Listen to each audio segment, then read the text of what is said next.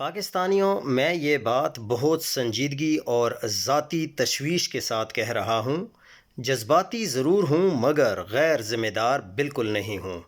ہم ایک 73 سالہ شخص کی بات کر رہے ہیں جو عام 73 سالہ نہیں ہے۔ پوری زندگی ایتھلیٹ رہے ہیں، انٹرنیشنل کرکٹر، باقاعدہ ورزش کرنے والے اور ڈسپلنڈ روٹین کے عادی۔ پچھلے 3 سال قید میں ایک محدود سیل میں گزارنے کے باوجود دن میں 2 بار ورزش کرنا، خود کو متحرک اور فٹ رکھنا یہ معمولی بات نہیں ہے۔ نہ کوئی بڑی میڈیکل ہسٹری ہے ان کی، نہ شوگر ہے اور نہ ہی بلڈ پریشر کا کوئی مسئلہ ہے، نہ کوئی معلوم سنگین بیماری ہے۔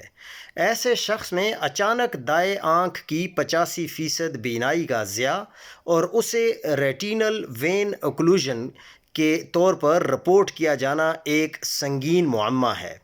اب چند بنیادی سوالات ہیں: کیا یہ اسکیمک ہے یا نان اسکیمک ہے؟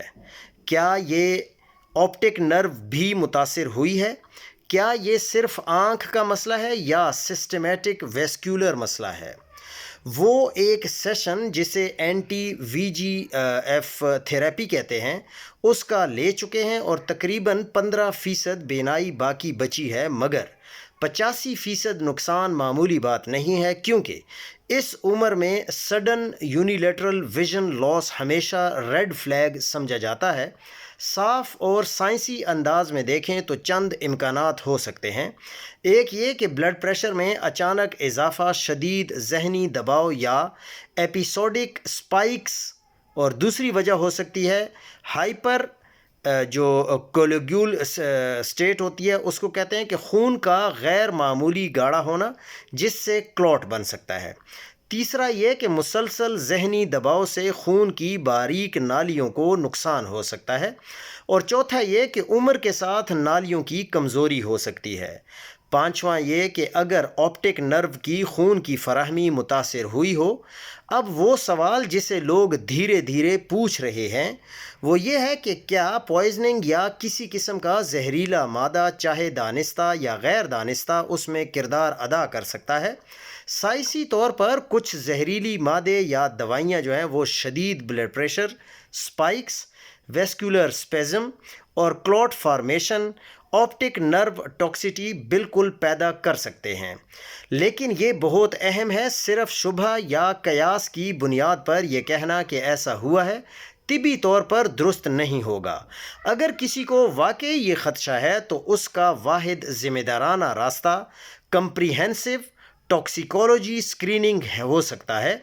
میں بطور ذاتی رائے یہ کہوں گا کہ اگر کوئی غیر معمولی یا اچانک تبدیلی ہوئی ہے اور اگر چند ہفتوں میں فوری علامات بڑھی ہیں تو مکمل ٹاکسیکولوجی اور جو کوگولیوشن ووک اپ ہے وہ کروانا ہوتا ہے، اور وہ بہت ضروری ہے تاکہ شکوک جو ہیں وہ ختم ہو جائیں، یا اگر کچھ ہے تو وہ پھر سامنے آ جائے گا۔ جو سب سے اہم ضروری اقدامات ہیں وہ کمپلیٹ بلڈ پینل ہونا چاہیے، کوگولیوشن پروفائل ہونی چاہیے، اور ای ایس آر اور C R P, lipid profile ہونی چاہیے، HbA1c ہونا چاہیے، 24 آور بی پی مانیٹرنگ ہونی چاہیے، اور جو کیروٹیڈ ڈوپلر ہے، آکٹ پلس جو فلوریسین، وہ اینجیوگرافی جس کو بولتے ہیں وہ ہونی چاہیے، ٹاکسیکولوجی اسکریننگ ہونی چاہیے، اور یہ سب ان کے ذاتی ڈاکٹروں اور خاندان کی موجودگی میں ہونا چاہیے۔ ایک ایسا شخص جس نے 3 سال قید میں بھی اپنی صحت کو برقرار رکھا، اس میں اچانک 85% ویژن لاس کو معمول کہنا ممکن نہیں ہے۔ یا یہ تو جو ویسکولر ایونٹ ہے اس کا مسئلہ ہے، یا سسٹمیٹک مسئلہ ہے، یا کوئی ایکیوٹ ٹریگر کا مسئلہ ہے، لیکن ایک بات واضح ہے کہ تاخیر کی بالکل گنجائش نہیں ہے۔